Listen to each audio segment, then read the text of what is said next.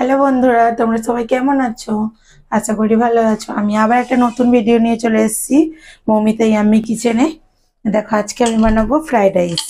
এই যে আমি এখানে তার জন্য চাল নিয়ে নিয়েছি, আর এখানে সবজি নিয়ে নিয়েছি, আর এখানে এলাচ আর তেজপাতা নিয়ে নিয়েছি। এখনো আছে, নুন আছে, চিনি আছে। এসবগুলো এখন আমি দেখাচ্ছি না, এগুলো একটু দেখিয়ে নিই। আর আমি ফ্রাইড রাইসটা যে বানাচ্ছি এই ইন্ডিয়া গেট চালটা দিয়ে। তোমরা কিন্তু বাজারে লুজও কিনতে পাওয়া যায়, এই বাসমতি চাল। সেই লুজ বাসমতি চাল কিনেও কিন্তু তোমরা এটা বানাতে পারো। আর আমি আজকে এটা ইন্ডিয়া গেট চালটা দিয়েই বানাচ্ছি। এটা দিয়ে বানালে একটু ভালো হয়, সেই জন্য।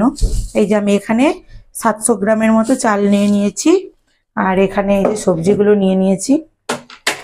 তেজপাতা আছে আর এলাচ আছে এখানে। তো এখন সবার আগে আমি চালটা জল দিয়ে আধা ঘন্টা ভিজিয়ে রাখবো। তো চালটা তো আধা ঘন্টা ভিজিয়ে রাখতে হয়। যত চাল ভিজিয়ে রাখবে তত কিন্তু ফ্রাইড রাইসটা ভালো হয়, ঝরঝরে হয়। নালে কিন্তু কড়ার মধ্যে লেগে যায়। মানে সঙ্গে সঙ্গে ভিজিয়ে সঙ্গে সঙ্গে বানিয়ে নিলে। তো আমি এখন এটা জল দিয়ে আধা ঘন্টা ভিজিয়ে রাখবো। তো চলো, আমি এখন এর মধ্যে দিয়ে দেবো জল।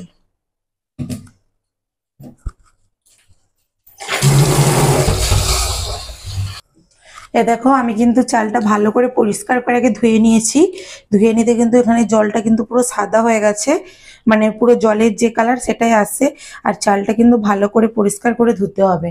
চালের মধ্যে অনেক সাদা সাদা মানে ধুলে জলটা বেরোয়, সেই জলটা কিন্তু পরিষ্কার করে ধুতে হবে। আমি এই যে পরিষ্কার করে ধুয়ে নিয়ে চালের মধ্যে জল দিয়ে দিয়েছি। এটা এখন আমি আধা ঘন্টা রেখে দেবো। আর এটা রেখে দিয়ে আমি কিন্তু এখন চিনিটা গুঁড়ো করে নেবো, কেন ফ্রাইড রাইসে চিনি দিতে লাগে, আর চিনিটা গুঁড়ো করে নিতে হয়। সেই জন্য আমি এটা এখন আধ ঘন্টা ভিজুক, আর ততক্ষণে আমি টিনিগুলো গুঁড়ো করে নিই। এই দেখো, এখানে কিন্তু আমি গরম জল বসিয়ে দিয়েছি ভাতটা করার জন্য। আর জলটা আমার প্রায় ফুটে গেছে। এখন এখানে আমি দিয়ে দেবো একটু তেল। তেলটা দিলে কি হয়, ভাতটা যখন হবে তো তখন মানে জড়িয়ে যাবে না, সেই জন্য। এখানে আমি লবণ দিয়ে দেব। এই যে আমি ভাতের মধ্যেই লবণটা দিয়ে দেব, কেননা যখন আমি ওটা বানাবো তখনটা লবণটা দিলে না এক জায়গায় মানে ওটা হয়ে থাকবে, পুরো চাড়াবে না। সেই জন্য আমি জলের মধ্যে দিয়ে দিলাম। এর মধ্যে ভাতটা যখন হবে তখন এটা নিজেই চাড়িয়ে যাবে, সব ভাতের গায়ে মানে লবণটা ঢুকে যাবে। এবারে আমি এখানে দিয়ে দেব এলাচ, এই তেজপাতা আর এলাচ। এই যে এখানে আমি এতগুলো এলাচ নিয়েছি, এগুলো আমি সব কিন্তু দিয়ে দেবো। এখানে কিন্তু আমার জলটা দেখো টকবক করে ফুটে গেছে খুব ভালোভাবে। এবারে এটা কিন্তু, এই চালটা কিন্তু আমি এবারে ওর মধ্যে দিয়ে দেবো। চালের মধ্যে যে জলটা আছে এটা আমি এখন ফেলে দিই।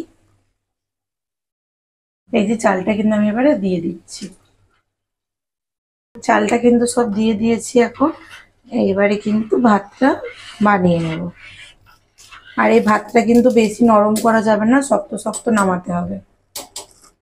এখানে কিন্তু আমার ভাতটা বানানো হয়ে গেছে। এবার আমি কিন্তু এখানে ফ্যানটা ঝরিয়ে নেব। এই যে দেখো, আমি ভাতের কিন্তু ফ্যানটা ঝরিয়ে নিয়েছি। ভাতের ফ্যানটা কিন্তু আমি ঝরিয়ে নিয়েছি, নিয়ে কিন্তু এই যে এই গামলির মধ্যে আমি একটু ঢেলে দিয়েছি, কেননা ভাতটা একটু মানে ঠান্ডা হবে।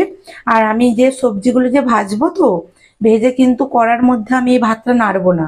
তাহলে কিন্তু ভাতটা দেখছো কত সুন্দর এখন মানে গোটা গোটা আছে। দেখো ভালো করে দেখো, দেখেছো কত সুন্দর ভাতগুলো কিন্তু গোটা আছে, ভাঙেনি কিন্তু ভাতগুলো। এগুলো কিন্তু কড়ার মধ্যে নাড়লে অনেক সময় ভেঙে যায়।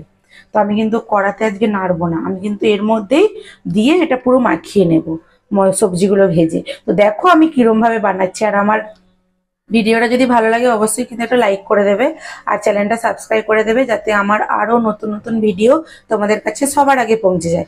তার জন্য আমার চ্যানেলটা সাবস্ক্রাইব করে দিবে। আর তো চলো আমি কিভাবে বানাচ্ছি তোমরা দেখো। সবজিগুলো এখন আমি এবার ভেজে নেব। এখানে কিন্তু আমার কড়া কিন্তু গরম হয়ে গেছে। এর মধ্যে এখন আমি দিয়ে দেবো যে ঘি। এর মধ্যে এখন আমি ঘি দিয়ে দিই। আমি কিন্তু একবারেই সব সবজিগুলোকে ভেজে নেব, তার জন্য একটু বেশি করে ঘি দিয়ে দিয়েছি। এইবারে কিন্তু আমি এই সবজিগুলোকে ধুয়ে পরিষ্কার করে রেখেছিলাম, এগুলো আমি দিয়ে দেব।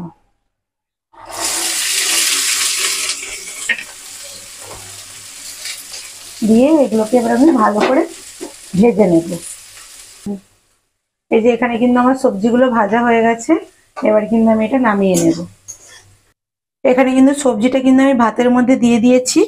এরপরে এই যে আমি চিনিটা যে গুঁড়ো করে রেখেছিলাম এইটা এবার এর মধ্যে ছড়িয়ে দেব, দিয়ে এটাকে আমি ভালো করে কিন্তু মাখিয়ে নেব।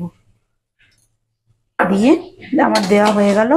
এবার এরকম করে করে কিন্তু আমি এটাকে মাখিয়ে নেব।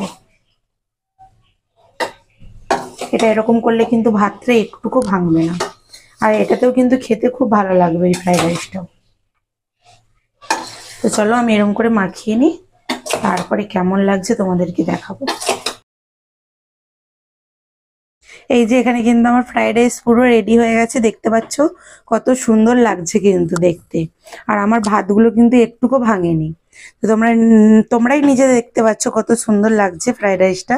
আর আমি যেমন ভাবে বানালাম তোমাদের কিন্তু অবশ্যই এইভাবেই বানাতে হবে।